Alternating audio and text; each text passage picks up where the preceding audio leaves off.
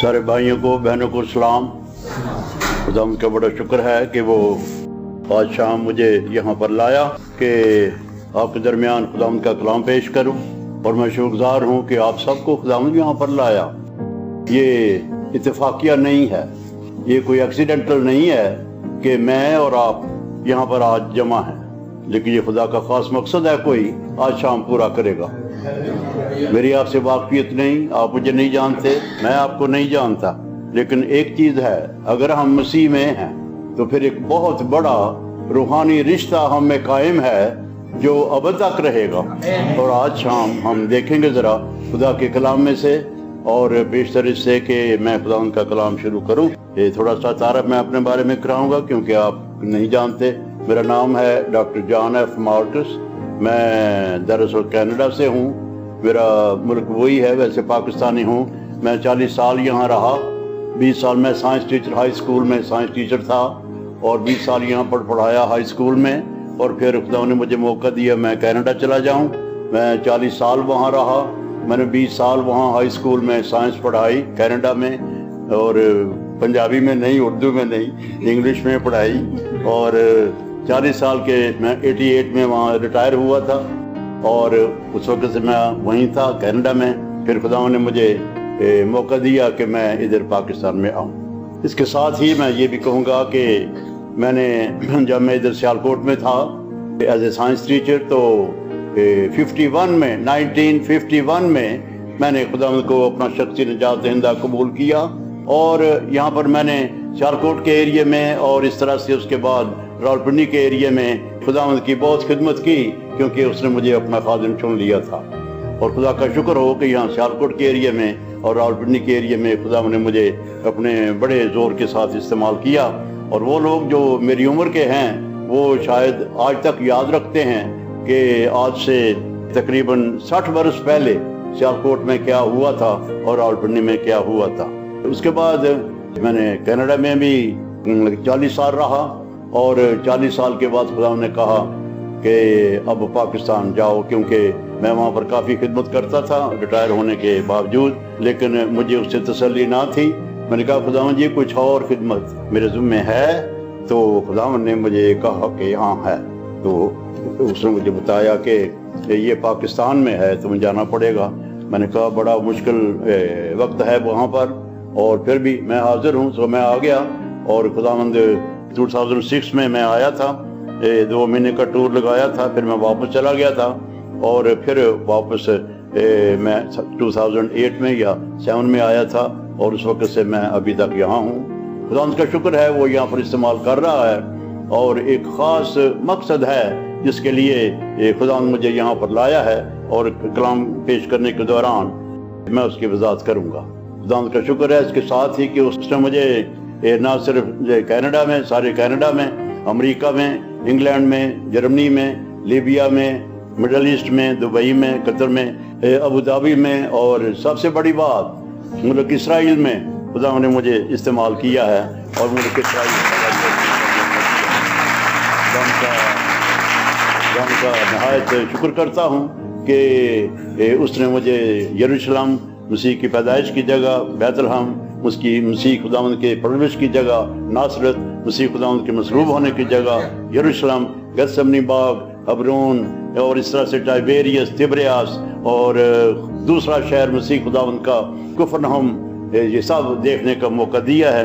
اور میں نے ملک اسرائیل نارتھ سے لے کے ساؤتھ تک اور ایسٹ سے ویسٹ تک سارا دیکھا ہے۔ اور اب میں جب کلام پڑھتا ہوں اور تو مجھے کچھ اور ہی ان کے معنی نظر آتے ہیں، کیونکہ جو کچھ بھی وہاں پڑھتا ہوں تو میری آنکھوں کے سامنے وہی سین آ جاتے ہیں جو میں نے وہاں پر دیکھے۔ مثال یہ ہے، جب کلام میں آپ پڑھیں گے اور خداوند کشتی میں بیٹھ کر تبریاس سے کفرنہم کو گیا، تو پہلے میں یہی پڑھا کرتا تھا، خداوند کشتی میں بیٹھ کر تبریاس سے کفرنہم کو گیا، لیکن اب میں جب وہ پڑھتا ہوں تو مجھے پتہ ہے وہ کشتی کہاں ہے، مجھے پتہ ہے تبریاس کہاں ہے، مجھے پتہ ہے وہ جھیل کہاں ہے، کیونکہ میں بھی تبریاس سے کشتی میں سوار ہو کر کفرنہم کی طرف گیا تھا جھیل پر سے۔ اور کیا ہوا، جب ہماری کشتی جا رہی تھی اس گنیسرت کی جھیل میں یا وہ گلیل کی جھیل میں، تو آدھے سفر میں جا کے انہوں نے روک دی، اور جو وہاں پر لیڈر تھا، رہنما تھا، اس نے بتایا یہ وہ جگہ ہے جہاں بڑا طوفان آیا تھا اور مسیح خدا کشتی میں تھے اور ان کو جگایا گیا اور انہوں نے اٹھ کے طوفان کو تھمایا اور آندھی کو بالکل خاموش کر دیا. تو اس کے بعد کشتی چلنے لگی اور ہم کفرنہوم پہنچ گئے. خدا کا شکر ہے کہ اب کلام میں سے جب کبھی یروشلم کے بارے میں، گتسمنی باغ کے بارے میں، زیتون کے پہاڑ کے بارے میں، ہیکل کے بارے میں، گوبوریا کے بارے میں ایسی باتیں کلام میں پڑھنے میں آتی ہیں تو میرا دھیان ادھر فوراً چلا جاتا ہے.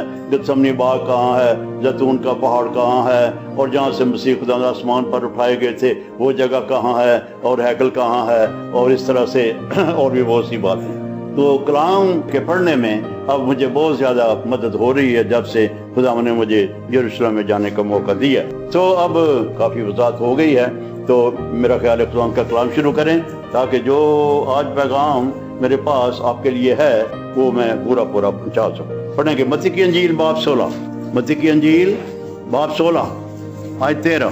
متی کی انجیل باب 16 آیت 13 آیت سے لے کے تو ہم پڑھیں گے 20 آیت تک. ٹھیک ہے. متی کی انجیل 16واں باب اس کی 13ویں آیت سے 20ویں آیت تک. جب یسوع کیسریا فلپی کے علاقے میں آیا تو اس نے اپنے شاگردوں سے یہ پوچھا کہ لوگ ابن آدم کو کیا کہتے ہیں؟ انہوں نے کہا بعض یوحنا بپتسمہ دینے والا کہتے ہیں، بعض ایلیا، بعض یرمیا یا نبیوں میں سے کوئی. اس نے ان سے کہا مگر تم مجھے کیا کہتے ہو؟ شمعون پطرس نے جواب میں کہا تو زندہ خدا کا بیٹا مسیح ہے.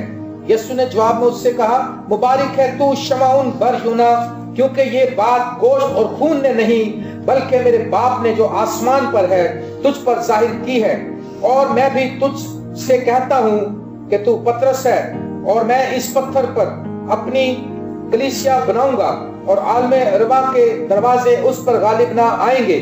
میں آسمان کی بادشاہی کی کنجیاں تجھے دوں گا، اور جو کچھ تو زمین پر باندھے گا وہ آسمان پر بندھے گا، اور جو کچھ تو زمین پر کھولے گا وہ آسمان پر کھلے گا. اس وقت اس نے شاگردوں کو حکم دیا کہ کسی کو نہ بتانا کہ میں مسیح ہوں. آمین. اپنے کلام کے پڑھے جانے پر برکت بخشے. آمین. ان آیات میں مسیح خداوند دو اہم مضمونوں کا ذکر کرتے ہیں. ہمیں پتہ ہے مسیح خداوند اپنے آپ کو ابن آدم کہتے تھے، اور وہ کہتے ہیں، شاگردوں سے پوچھتے ہیں لوگ ابن آدم کو کیا کہتے ہیں. دوسرے الفاظ میں خداوند یہ جاننا چاہتے ہیں کہ لوگ مجھے کیا کہتے ہیں. اس کا جواب دیتے ہیں کہ بعض یوحنا بپتسمہ دینے والا کہتے ہیں، بعض ایلیا، بعض یرمیا، بعض نبیوں میں سے کوئی. لوگوں کے خیال مسیح خداوند کے بارے میں لوگوں کے کیا خیال تھے؟ مختلف خیال. یہاں پر 4 خیال ہیں. یہاں پر 4 خیالوں کا ذکر ہے کہ بعض مسیح خداوند کو اس طرح جانتے تھے کہ شاید وہ ایلیا ہے، شاید وہ نبی ہے، شاید وہ یوحنا بپتسمہ دینے والا ہے وغیرہ. مسیح خداوند کے بارے میں لوگوں کے مختلف خیالات تھے. خداوند نے 3 سال یا 3.5 سال منادی کی اور انہوں نے اپنے بارے میں بعض اوقات بڑے صاف بیان کیے. میں کون ہوں، میں کون ہوں، میں کہاں سے آیا ہوں، میں یہاں پر کیا کرتا ہوں اور میں کیوں آیا ہوں. اس طرح کی بہت سی باتیں، بہت سے صاف بیانات خداوند نے دیے ہیں جن سے ہم یہ نتیجہ نکالتے ہیں خداوند یسوع مسیح نے اپنے بارے میں بڑا کچھ بتا دیا، پوشیدہ نہیں رکھا. اس کے باوجود لوگ مسیح خداوند کے بارے میں مختلف خیالات رکھتے تھے. اور یہاں سے صاف ظاہر ہے کہ نہ صرف 4 خیال ہیں بلکہ اور لوگوں کے اور بھی خیالات تھے. یہ کون ہے؟ پہلا خیال، پہلا مسیح خداوند نے یہ مضمون شروع کیا، مجھے پہچانتے ہیں لوگ؟ کیا لوگ مجھے پہچانتے ہیں؟ مسیح خداوند کی بڑی خواہش تھی کہ لوگ مجھے پہچان جائیں. اور وہ یہ سوال ایک دفعہ نہیں کیا، خداوند نے کئی دفعہ کیا، لوگ مجھے کیا کہتے ہیں. اور شاگرد بتاتے رہے کیا کیا کہتے ہیں. تو مسیح خداوند نے کہا تم مجھے کیا کہتے ہو؟ تو متی 16:16 میں شمعون پطرس ایک ایسا بیان دیتا ہے جو مسیح خداوند کی صحیح پہچان. مسیح خداوند کون ہے؟ لکھا ہوا ہے شمعون پطرس نے جواب میں کہا تو زندہ خدا کا بیٹا مسیح ہے. یہ پہچان اس وقت کے لوگوں کو، بہت کم لوگوں کو آئی. عام لوگوں کو یہ سمجھ نہیں آئی. شاگردوں میں سے بھی کئیوں کو یہ سمجھ نہیں آئی یہ ہے کون. اور خداوند یسوع مسیح کی یہی خواہش رہی ہے، کیا لوگ مجھے جاننے لگے ہیں؟ کیا لوگ مجھے پہچانتے ہیں؟ کتاب مقدس میں میری بابت اتنا کچھ آیا ہے، بڑا وقت آ گیا کہ میں آیا ہوں، تو کیا لوگ مجھے جانتے ہیں؟ انہوں نے اپنی منادی میں یہ کئی دفعہ کہا، میں اس لیے آیا، آگے بیانات دیے ہوئے، کیا کروں کیا کروں کیا کروں۔ میں نے ان ساری آیتوں کو اکٹھا کیا اور تقریباً 12 کے قریب یہ آیات ہیں۔ میں اس لیے آیا، ایک مثال دیتا ہوں، یوحنا 10 باب 10 آیت، میں اس لیے آیا کہ وہ زندگی پائیں اور کثرت سے پائیں۔ ایسے ہی 11 اور آیات ہیں، وہ کیا ظاہر کرتی ہیں؟ مسیح خداوند کے آنے کا مقصد۔ اس کا مطلب یہ مسیح خداوند اکثر یہ بیان کیا کرتے تھے، میں کیوں آیا؟ نہ صرف یہ کہ میں کون ہوں، بلکہ میں کیوں آیا۔ مسیح خداوند نے کئی دفعہ کہا میں دنیا کا نہیں ہوں، یوحنا 8 باب میں اور 10 اور 12 باب میں، میں آسمان سے آیا، میں اوپر سے آیا ہوں۔ 2 دفعہ کہا میں باپ میں سے نکلا ہوں، میں دنیا کا نہیں ہوں، تم دنیا کے ہو، میں دنیا کا نہیں ہوں، تم نیچے کے ہو، میں اوپر کا ہوں۔ ایسی باتیں تو خداوند یسوع مسیح جہاں ہزاروں لوگوں کو کلام دیا کرتے تھے اور منادی کیا کرتے تھے، وہاں وہ اپنی بابت بھی بتایا کرتے تھے، انہیں میری پہچان آ جائے۔ اور ہم دیکھتے ہیں کہ شاگردوں نے بھی ان کو نہ پہچانا، ان کے اپنوں نے ان کو نہ پہچانا۔ یوحنا 1 باب 12 آیت، وہ اپنوں کے پاس آیا اور اس کے اپنوں نے اسے نہ پہچانا۔ اپنے خاندان بھی ہو سکتا ہے، اپنے یہودی قوم بھی ہو سکتی ہے۔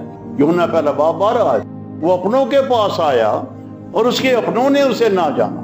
تو عزیزو، پہلی اہم چیز یا پہلا اہم سوال جو اس کلام کے حصے میں ہم دیکھتے ہیں مسیح خداوند نے کیا، وہ ہے لوگ مجھے کیا کہتے ہیں؟ لوگ مجھے کیا کہتے ہیں اور تم مجھے کیا کہتے ہو؟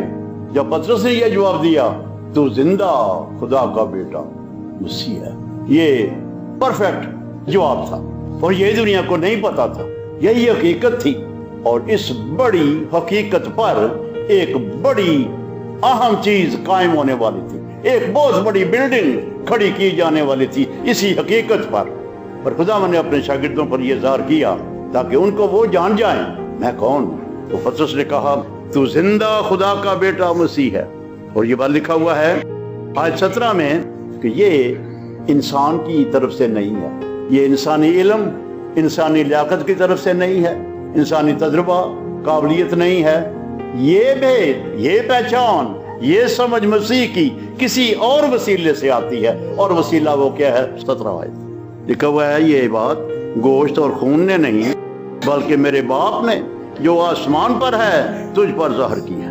یہ بھید، یہ مسیح کی پہچان نہ علم سے آتی ہے، نہ قابلیت سے، نہ تجربے سے، نہ عمر سے، کسی اور طریقے سے یہ مسیح کی پہچان نہیں آتی، بلکہ آسمان پر سے ظاہر ہوتی ہے، جس پر ہو جائے۔ سول پر نہیں ہوئی تھی، سول بڑا عالم تھا، سول بڑا شریعت کا عالم تھا اور روحانی جوش سے کہتا ہے بھرا ہوا تھا، اور اتنا جوش تھا خدا کی راہ میں وہ مسیحوں کو پکڑ پکڑ کر پھینک رہا ہے قید خانے میں اور قتل بھی کروا رہا ہے۔ آپ کو اس سے واقفیت ہوگی۔ پر جب دمشق کی راہ میں خداوند اس پر ظاہر ہوا تو کہتا ہے خداوند تو کون ہے؟ تو خداوند نے کہا میں یسوع جسے تو ستاتا ہے۔ کیا ظاہر ہے؟ اسے یسوع کی پہچان نہیں ہے، اور بڑا علم اسے آتا ہے، شریعت آتی ہے، توریت ہے، زبور ہے، شاید اسے کافی واقفیت ہے، لیکن یسوع کی پہچان نہیں ہے۔ خداوند یسوع مسیح یعقوب کے کنویں پر سامری عورت سے ملتے، پانی مانگتے ہیں، کہتے ہیں تو یہودی ہو کر مجھ سے پانی مانگتا ہے۔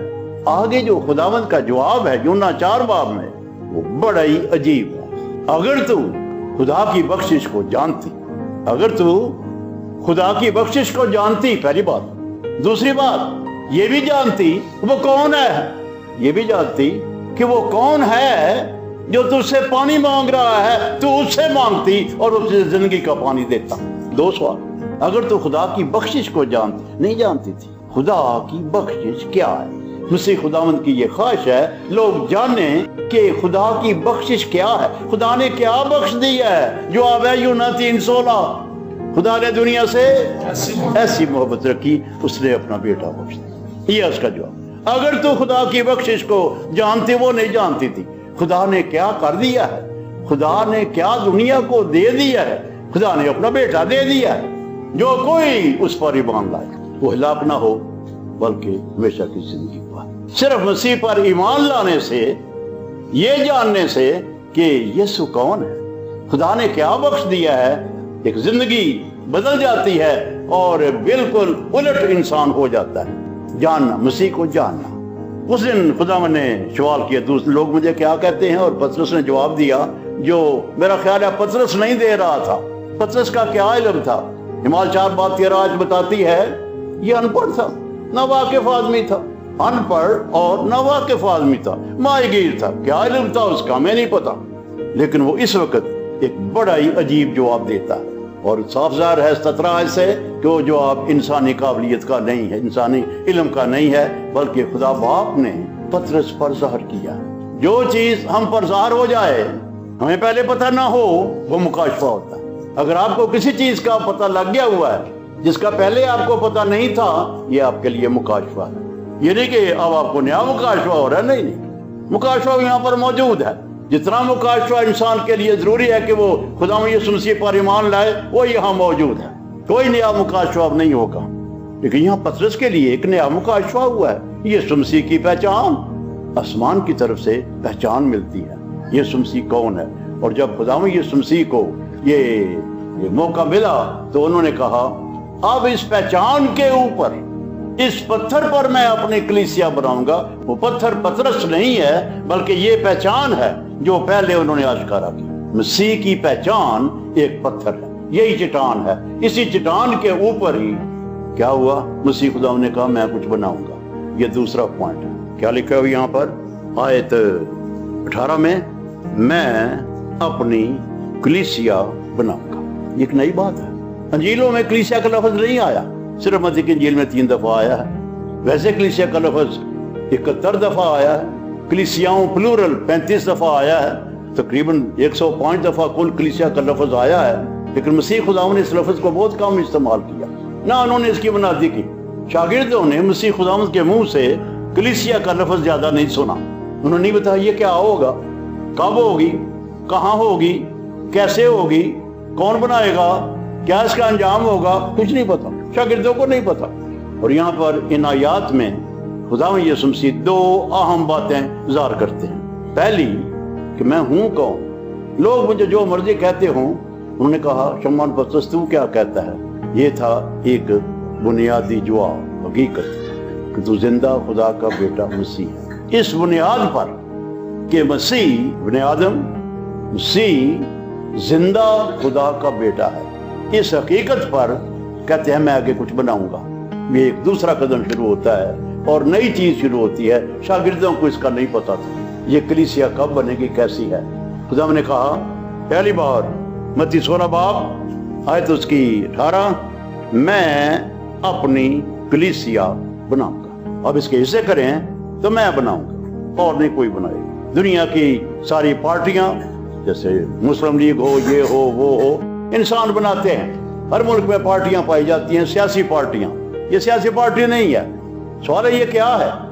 تو خدا نے کہا میں یہ بناؤں گا، میں بناؤں گا. آگے اپنی مطلب میری ہے. اب یہ کمپیوٹر، یہ جو بھی ہے، فون، یہ میرا نہیں ہے. میں نہیں کہوں گا یہ میرا فون ہے، میری بائبل ہے. ہاں یہ میری بائبل، میں اس کو اپنی کہوں گا کیوں، میں نے خریدی ہوئی ہے.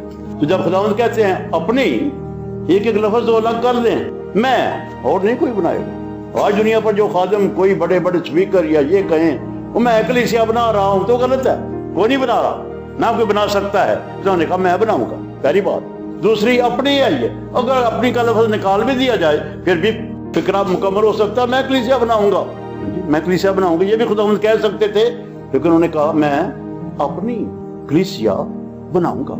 سو اپنی سے مراد میری ہے، وہ میری پراپرٹی ہے، میری چیز ہے، میں اس کا مالک ہوں، میری ملکیت ہے. یہ گہرے وید ہے. انہوں نے کہا کلیسیا.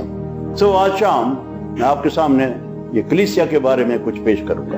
پہلے ہم نے دیکھا ہے کلیسیا کی بنیاد کیا ہے، تو زندہ خدا کا بیٹا مسیح ہے. یہ اسٹیٹمنٹ، یہ ڈیفینیشن، یہ بنیاد، یہ چٹان ہے جس پر خدا نے کہا میں اس پر اپنی کلیسیا بناؤں گا. انہوں نے کوئی نہیں بنائی. شاگرد بیچارے انتظار کر رہے تھے اب یہاں پر کوئی پارٹی بنے گی. ہاں جی، اب کچھ ہمیں ملے گا اور کچھ ہمیں کوئی پریزیڈنٹ چنے گا، کوئی وائس پریزیڈنٹ ہوگا، کوئی سیکٹری، کوئی خزانچی ہوگا. کچھ نہیں چنا.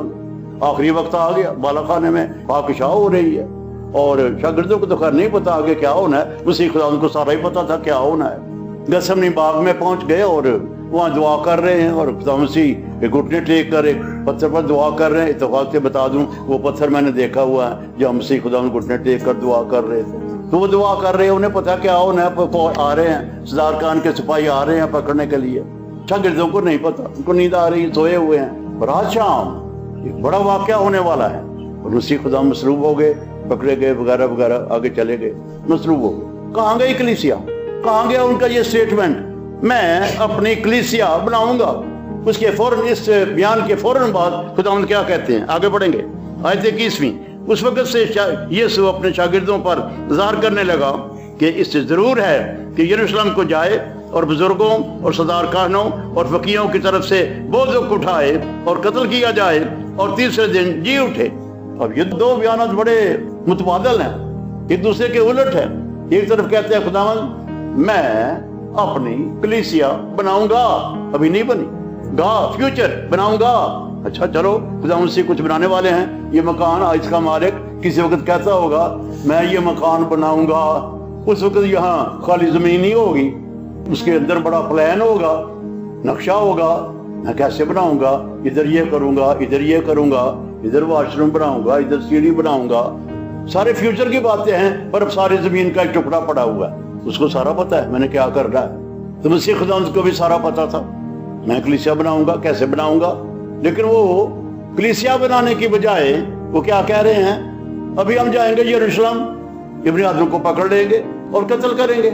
अब शागिर्द दोनों बातें सुन रहे हैं। एक तरफ कहते हैं मसीह खुदा मैं अपनी कलीसिया बनाऊंगा, एक तरफ कह रहे हैं वो जाएंगे यरूशलेम को, अभी जाएंगे, और वो चले जाते हैं और पकड़ लेते हैं, वहां पर कत्ल कर देते हैं। तो शागिर्दों के दिमाग में ये ख्याल पैदा हुआ होगा, कहाँ गई कलीसिया, कहाँ गई मसीह खुदावंद के सारे प्रोग्राम, क्या बनाया उसने। और आपको याद है जब आखिर में आके मसीह खुदावंद जाने वाले हैं तो शागिर्द पूछते हैं पतरस हमें क्या मिलेगा, हमें क्या मिलेगा। तो वो कुछ इंतजार कर रहे थे हमें कुछ मिलेगा, वो तो मिला कुछ नहीं। खुदा ने इसका जवाब किसी और तरीके से दिया, अब वो हमारा मजमून नहीं है। लेकिन बात यह है कि शागिर्द भी कंफ्यूज थे। शागिर्दों में लिखा है अमाल की किताब में और अंजीलों में भी कि बथेरे शागिर्दों में से भी ऐसे थे जो ईमान ना लाए थे, शक में थे मसीह है कौन। दूसरा, मसीह खुदा जब मुर्दों में से जिंदा भी हो जाते हैं और उन पर नजर भी आते हैं, पहले दिन हफ्ता के पहले रोज वो पहचानते नहीं है। मसीह खुदा उनके दरमियान आ जाते हैं, वो पहचानते नहीं है। माउस की राह में जाते हैं, 7 मील तक उनके साथ चलते रहते हैं, बातें करते हैं कलाम की, वो पहचानते ही नहीं है। झील पर है, वो कहते हैं दाएं तरफ जाल डालो, पहचानते ही नहीं है ये कौन है, पहचानते ही नहीं है। शागिर्द भी मसीह खुदावंद को नहीं पहचानते। मसीह की माँ मरियम भी मसीह खुदावंद को सही तरीके से नहीं पहचानी थी। आप कहेंगे वो तो माँ है, हाँ माँ है, लेकिन नहीं पहचानी। जिब्राइल फरिश्ते ने बड़ा कुछ बताया था, तू हामला होगी, तेरे बेटा होगा, तो उसका नाम यीशु रखना, वो खुदा ताला का बेटा होगा। और यहाँ जिब्राइल ने खत्म नहीं कर दिया, उसने आगे एक और बात बताई थी, वो दाऊद के तख्त पर बैठकर अबद तक हुकूमत करेगा। अब मरियम माँ थी, लिखा है एक जगह पर लूका पहले बाब में, वो इन सारी बातों को अपने दिल में रखते हुए गौर करती रही। चाहे वो डरिए थे, चाहे फरिश्ते आए थे, चाहे इसम नवीसी थी, चाहे कोई और, ये सारे वाक़यात जो हुए ये सारे मरियम अपने दिल में रखकर गौर करती रही। और उसने ये भी अपने दिल में रखा होगा, जिब्राइल ने कहा था तेरा बेटा बादशाह होगा। अब एक माँ है, उसको खुदा का फरिश्ता बता रहा है तेरा बेटा बादशाह होगा, वो सारी उम्र इसको याद करती रही। अब मेरा बेटा बादशाह बनेगा, बड़ा होगा, उसको पाला पोसा, बड़ा हो गया, जवान हो गया, 30 साल तक उसके घर में रहा। शायद मरियम हर वक्त ये इंतजार करती रही मेरा बेटा बादशाह बनेगा, शायद अगले महीने बनेगा, शायद अगले साल बादशाह होगा, फिर मैं मलका होंगी, फिर मैं माल में जाऊंगी, पता नहीं वो ऐसे ख्यालात सोचती होगी या नहीं। और वो मसीह को नहीं पहचानी। मरियम मसीह खुदावंद को सही तरीके से नहीं पहचानी, हत्ता के सलीब आ गई, खुदावंद सलीब पर, मरियम नीचे रो रही। उसके दिल में ये जरूर ख्याल आया होगा, शायद उसने कहा भी जैसे माँ अक्सर ऐसे मौकों पर रोती हैं जब उनके बेटे मर जाते हैं, कहते हैं बेटा यशुआ मुझे जिब्राइल ने बताया था तू बादशाह होगा। शायद उसने रोते रोते ये भी कहा हो, यशुआ मुझे जिब्राइल ने बताया था तू बादशाह होगा। बेटा का बादशाह बनेगा, तू तो सलीब पर चढ़ गया। नहीं पहचाना, मरियम ने नहीं पहचाना। वो बेशक खुदा का हथियार बनी मसाया को दुनिया में लाने के लिए, बेटे को दुनिया में लाने के लिए एक हथियार बनी। जहां तक खुदा का प्रोग्राम था वहां तक उसे रखा, लेकिन उसे मसीह की पहचान नहीं मिली। बड़ी बाद में मिलती है मरियम को मसीह की पहचान, जब वो कलीसिया का एक हिस्सा बन जाती है और यरूशलेम में और फिर इफसुस में जाती है और फिर वो ईमानदारों के साथ रहती है, फिर उसे मसीह की समझ आती है। तो कलीसिया मसीह खुदा ने कहा मैं बनाऊंगा, ये क्या है? क्या ये सियासी जमात है? क्या ये कोई और दुनियावी जमात है? नहीं। पढ़ेंगे ग्रंथियों का खत, बाब पहला, उसकी आयत पहली। ग्रंथियों का पहला खत और उसका पहला बाब और उसकी पहली आयत, और वहां पर हम देखते हैं इसकी डेफिनेशन आती है, ये कलीसिया चीज क्या है। तो पौलुस रसूल खत लिखता है, कहता है पहली आयत में, पौलुस की तरफ से जो खुदा की मर्जी से यीशु मसीह का रसूल होने के लिए बुलाया गया, और भाई सुसिस्टनस की तरफ से खुदा की उस कलीसिया के नाम। अब दूसरी आयत में डेफिनेशन आती है कलीसिया की, खुदा की उस कलीसिया के नाम जो कुरिन्थुस में है, यानी उनके नाम जो मसीह यीशु में पाक किए गए। मैं आधी आयत अभी छोड़ रहा हूं। पहले लिखता है खत किसको है? कुरिन्थुस की कलीसिया को, और फिर आगे क्या है? यानी मतलब कलीसिया की तारीफ आ रही है। शायद हमें से कईयों को नहीं पता कि कलीसिया की डेफिनेशन क्या है। ये डेफिनेशन लिखी हुई है, उनके नाम जो मसीह यीशु में पाक किए गए। कलीसिया जमायत है उन लोगों की जो मसीह यीशु में पाक किए गए। यही खुदा का प्रोग्राम है। गुनाहगार लोग, बदकार लोग, पापी, शराबी, नशेबाज लोग खुदा यीशु मसीह के खून से धुल जाएं, पाक हो जाएं, मेरे लिए तैयार हो जाएं। मेरी किताब आपने शायद पढ़ी हो, बनी आदम के लिए खुदा का 7000 साल मुकर्रर इंतजाम। मेरी 10 किताबें यहाँ सर्कुलेट हो रही हैं उर्दू में, 8 किताबें मैंने अंग्रेजी में लिखी हुई हैं, और अभी एक किताब छप रही है। एक किताब छपने के लिए मेरे दफ्तर में पड़ी हुई है। तो तकरीबन 20 किताबें मेरी लिखी हुई हैं। आपने उनमें से शायद कुछ पढ़ी हो। तो उस किताब में मैंने ये बताया है कि मसीह खुदावंद ने कलीसिया बनाई, कैसे बनाई और कलीसिया क्या है। तो यहाँ कलीसिया की डेफिनेशन है, और क्या है? जो मसीह यीशु में पाक किए गए लोगों को पाक करना। दुनिया में पाक लोग नहीं है। यूहन्ना रसूल कहता है अपने पहले खत के 5 बाब की 19 आयत में, हम जानते हैं हम खुदा से आदि आयत, मगर सारी दुनिया शरीर के कब्जा में पड़ी हुई। 2 हिस्से, दुनिया के 2 हिस्से, हम, सारी दुनिया। ये हम कौन है? सवाल पैदा होता है, हम कौन है? जवाब है, हम वो लोग हैं जो मसीह यीशु में पाक किए। आज दुनिया में यही मुश्किल है, पाक होना मुश्किल है।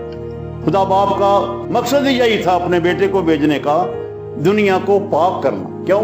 दुनिया में गुनाह, आदम से देख लीजिए, गुनाह बढ़ता रहा, बढ़ता रहा, बढ़ता रहा, बढ़ता रहा, नूह का तूफान आ गया। खुदा ने लिखा 6 बाब, पैदाइश 6 बाब में, दुनिया में गुनाह बढ़ गया। इंसान ने अपनी शक्ल बिगाड़ ली है, पैदाइश 6 बाब। तो गुनाह बढ़ता रहा, बदी बढ़ती रही, और क्या इसका अंजाम यही है कि सारी दुनिया आग और गंदक की झील में डाली जाए? खुदा ने कुछ किया हुआ है, ये नहीं कि नया किया, अब मैं क्या करूं, अब दुनिया सारी शैतान के कब्जा में है, अब मैं क्या करूं, कोई प्रोग्राम बनाऊं, कोई चीज सोच। नहीं, खुदा ने पहले से किया हुआ था। ये सारी चीजें इब्तदाई से मुकर्रर की हुई थी।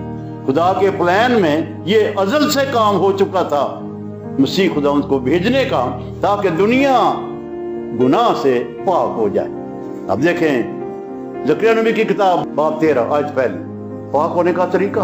अभी मसीह खुदावंद आए नहीं है, और खुदा बाप बता रहे हैं कि पाक किस तरह से मैं करूंगा। इंसान बीमारियों से मुब्तला होते हैं, हर किस्म की बीमारी दुनिया में मौजूद है, और डॉक्टरों के पास जाते हैं, पर कभी ये किसी ने नहीं कहा कि डॉक्टर जी मुझे एक बीमारी लगी हुई है। क्या बीमारी है? जी गुनाह की बीमारी, और मेरे इसका कोई इलाज नहीं है। कोई डॉक्टर आपको इसका इलाज नहीं बताएगा, ना किसी के पास दवाई है। आदम से लेकर आज तक गुनाह को धोने की कोई भी दवाई नहीं बनी और ना बनेगी, सिवाय ज़करिया 13 बाब पहली आयत। उस रोज गुनाह और नापाकी को धोने के लिए सावधान है। ये इलाज, ये दवाई पहले पेश की गई, अभी नहीं आई। उस रोज, पहली आयत ज़करिया 13 बाब पहली, उस रोज गुनाह और नापाकी को धोने के लिए दाऊद के घराने में से एक चश्मा फूट निकलेगा। یہ چشمہ خدا پہلے سے بتا رہا ہے زکریا نبی کے وسیلہ سے، میں دنیا کے گناہ اور ناپاکی دوں گا اس روز۔ کس روز؟ جس روز ممسوح قتل کیا جائے گا۔ دانیل 9 باب پہلے سے بتا دیا ہے، اس روز گناہ اور ناپاکی کو دھونے کے لیے میں ایک چشمہ جاری کروں گا۔ کہاں سے نکلے گا؟ داؤد کے گھرانے میں سے یسوع مسیح ابن داؤد کہلایا۔ چشمہ پھوٹ نکلا سلیپر، اور وہی چشمہ گناہگاروں کے گناہوں کو دھوتا ہے۔ یوحنا کا پہلا خط باب پہلا آیت 7، اس کے بیٹے یسوع کا خون ہمیں تمام گناہ سے پاک کرتا ہے۔